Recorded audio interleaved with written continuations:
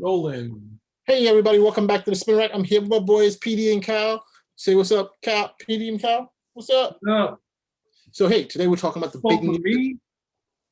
PD and Cal. So we're talking about the big news that happened or happens under the radar for a lot of people, that they've made the Mandalorian executive producer, the man himself, Dave Filoni, the guy behind Clone Wars, Mandalorian, Rebels, TV shows. They've made him now the chief creative officer over in the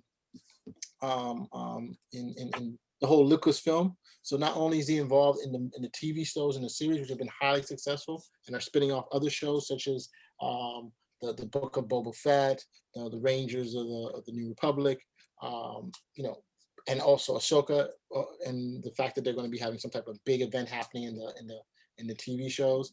The fact, and of course, the Bad Batch. How can I forget that? He's also going to be involved in the overall storyline that should be impacting what's going on in the movies. So big up to him. People have been looking at this for the longest. The Filoniverse is coming through. Filoniverse. I call it that because it's like, here's a guy who loves the material, reads the material, and wants to make it stronger. There you see a photo of him and George Lucas. George Lucas was his mentor, and chose him to be in the head of the Clone Wars. And once again, there goes Happy himself, the man who seems to have the golden touch for Disney. He helped kick off the Marvel franchise with Iron Man. He did a great job with the animated the Lion King, and now he did a great job with the Mandalorian. So as far as Disney's concerned, Happy will be happy forever as long as he keeps doing his stuff. So what do you think of this news? Oh, and lastly, it seems Kathleen Kennedy, she's the boss of the whole Lucasfilms, and she was also appointed by given the job by Lucas. She is the one who, and she's a lightning rod. People hate and love her because of what she's done with some of the sequel movies and stuff like that. But the fact of the matter is, she's there. She's still in control, and she's the one appointing our boy Filoni to his position now. So what can you do? What's your take on all this information? What's your take on the news? PD, give me a heads up. Cal always agrees with me, so I don't even have to ask him a question. So what's your thought? So I think he's the Star Wars creator that I guess people like. So it's a good face to be there. If they'd given it to John Favreau, it'd be kind of almost the same. But this guy's been behind the scenes, giving up people Clone Wars, which I guess that's what he was famous for, right? Yeah. Really, so like giving people the Star Wars that they could get behind. So this kind of thing, and you're seeing it is move over to post, I guess post, what's that thing? Post Return of the Jedi sort of storylines, and saying what would fit within this Star Wars world. So he's kind of giving you what you want. So he's kind of the good Star Wars daddy or Star Wars prince, just like John Favreau. So this is more to the good. So like more people would like this, and they haven't done anything now. Now it's kind of the hard part for Star Wars is coming up with well, I guess I can't say that because they do a lot. We were just talking about in the other episodes of doing compelling storylines at the same time of not upsetting the fans. Where the fans seem to be okay with the cannon fodder and the killing people and killing the victims and that sort of thing. The whole feel. We've seen it. We and you have talked about it, but it seems like they're okay with these vicious characters. And that's the hardest thing to do in the drama, where you've got these superheroes or that sort of thing. They're not superheroes, they're war people, and people are understanding that. They're not treating it like G.I. Joe, where the characters, they shoot the villains and the villains drop out of parachutes and whatnot. They're kind of understanding that the assassins have to kill, the heroes have to kill people, not worry about the Greedo thing, or Greedo shooting first. Like they're trying to get back to classic sort of hero and villain storylines that we would see in the old serials where like Captain Marvel would basically punch people and throw them off of buildings and whatnot. So getting to that stuff where we don't worry about, what the consequences of the action, just having fun. So yeah, he's a good Star Wars daddy creator type thing. He's kind of, I guess, can we say he's eclipsed George Lucas as having a better mind as far as No, we're not gonna say where that. Star No, Wars no, is, a we're not. more clearer focus No, than George Lucas? no, we're not going to say that. We're just going to say he's done a good job continuing to It's shepherd the show. okay to say. We can say this is the No, guy we're who not going to really say it. knows We're not going to say it. man behind. We're not going to say it. Okay, look. So continuing with that on that effort, we got to give Filoni and of course Favreau excellent big thumbs up because they've done quite a bit, especially on Disney Plus. I know Mandalorian was one of the top shows on not only on Disney Plus but on the whole streaming services at one point because of how well it's been doing. It just had 2 seasons.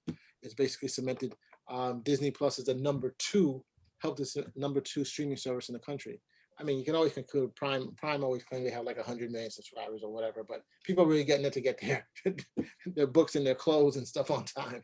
So that's a whole nother question. Are they really utilizing that? And Apple Plus, technically there's 100 million people there, but how many people actually looking at it? So that's a whole nother ball of wax, a whole nother game. But having Filoni here is a great thing because he said many times, and Cal and I have had these problems, but usually he agrees with me. And the fact that we said that Filoni, I haven't finished what I'm saying, and what you agree with me that Filoni has disagree. That Filoni has been, he says, a lot of people pan the prequels, but Filoni has said these stories that he's done through the Clone Wars, those help to enhance it. They inform the series, they make it better, they make the whole story. Which one are you talking about? The prequel or the Clone Wars? The Clone Wars helps to enhance the whole prequels.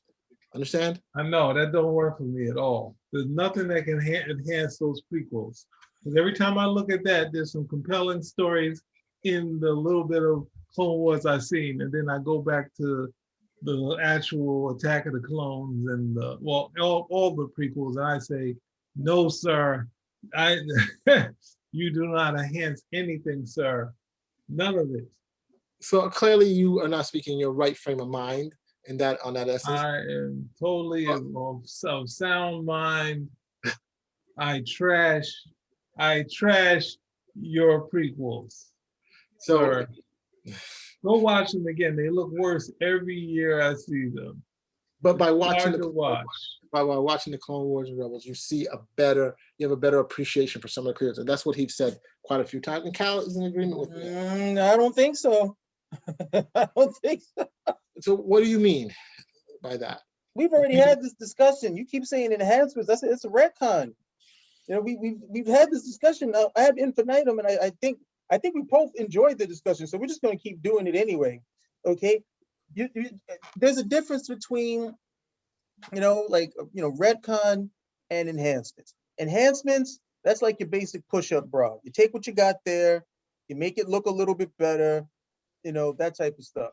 But when you go over here, retcon, you're like, okay, we're gonna start from scratch. We're gonna put some new puppies in here. Get a load of these right over here. These are never going anywhere. Full on silicon. That's pretty much what you're at with those. That's pretty much what you have with the Clone Wars.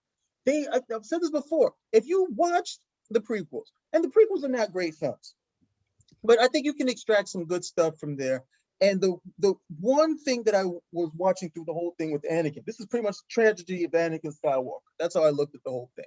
And you get that, okay, the reason why he's seduced to the dark side of the Force is because he's immature, he's insecure, he starts his training too late. There's a whole bunch of reasons, and that makes him susceptible to the Emperor. Okay, that makes him susceptible to the Emperor.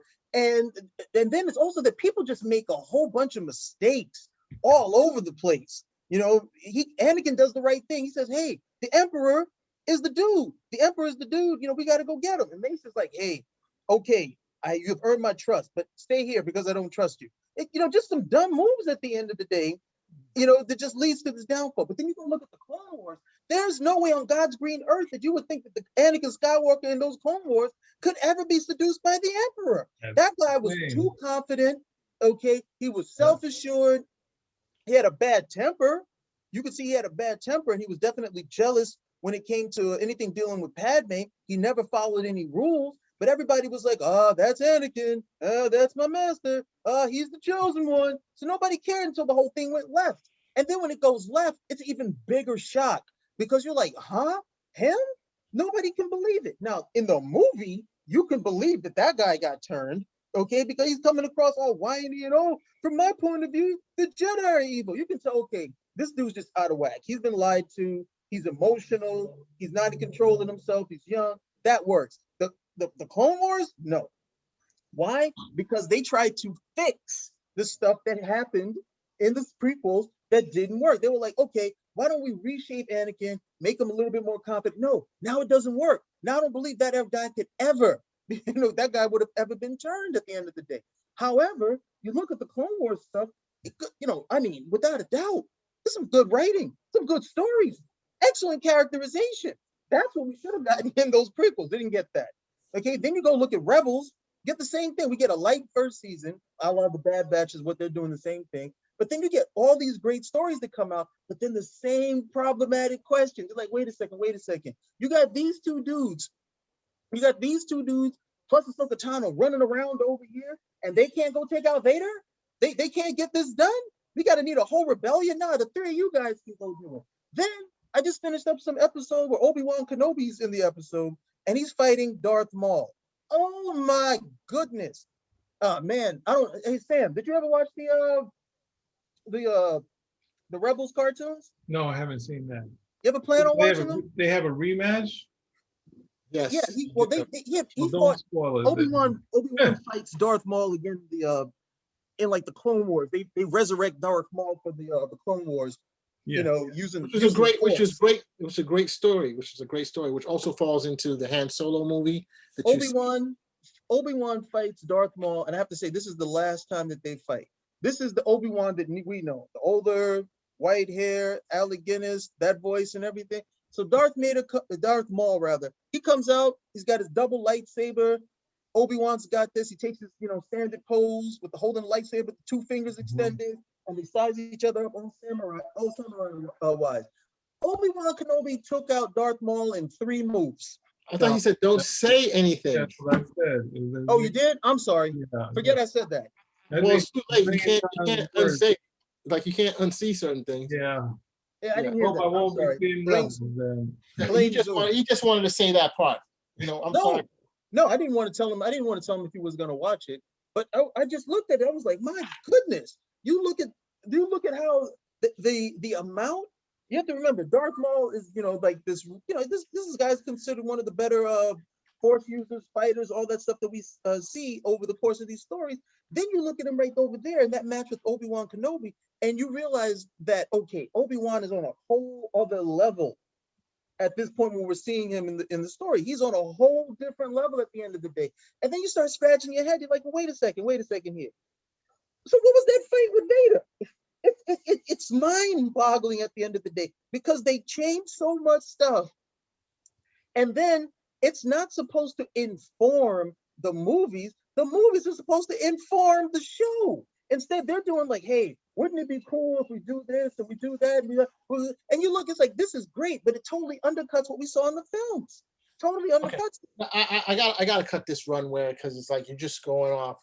No, a lot of this stuff does help the story. We're talking about let's get back to do you feel you're happy about Dave Filoni? Are you happy to feel that he's going to usher all those 12, 20, 300 things they're going to do? Is he going to usher them successfully through the Disney Plus? He will. Yeah, he will. Yeah, I think it's going to be a lot on his plate, but he's going to have to. And if he brings talented people in with him, he should be able to do a good job. It's going to be a slow burn, but I think once he gets enough people in there, it's going to be there. I mean, I think one of the reasons they gave him the position is to give him more authority. I'm trying to say, how Hollywood is. The more authority you have, like now, this guy's clearly in Lucasfilm. Lucasfilm, but now this is what he's talking about. He's running this position. Let me get back to that article where they're like, what does it mean? The real thing is just a title, but the executive creative director of the entire studio, not just the animated division. So it's giving him more of a say, what's going on. I don't know if he's the one that alone with Kathleen Kennedy, the head of the Lucasfilm, or whether she was prompted by Disney, like, hey, we need to put somebody in here. But this is something the fans been seeing and hoping would come along for a while. So hey, all big up to him. His stuff has been pretty good. So as long as he keeps up the work, that's how it is. So hey, they got the right guy for the job. Yeah. Hey, As long as he doesn't do like any of those Snyder mistakes, thinks, oh, I can do everything myself because I'm a genius, and he delegates and he gets good people in, but he also manages this stuff. Like, look, what's going on over here? Don't do this stuff. Oh, I trust you to like, no, no, no. Let me see that script. Let me see that. No, this doesn't happen. Okay, this doesn't happen. As long as you have that same management that I've seen Feige have, that Josh Whedon had initially, leading up to the first Avengers movie and the second, if you have that, then you can have a cohesive structure and it works, because then you got people running off doing their own stuff or making a mess. Okay. All right. So guys, so I guess we've given the big thumbs up to Filoni. I want to just say, hey, if you like what you're seeing, give us a thumbs up, comment, subscribe. Spin Rack. Out.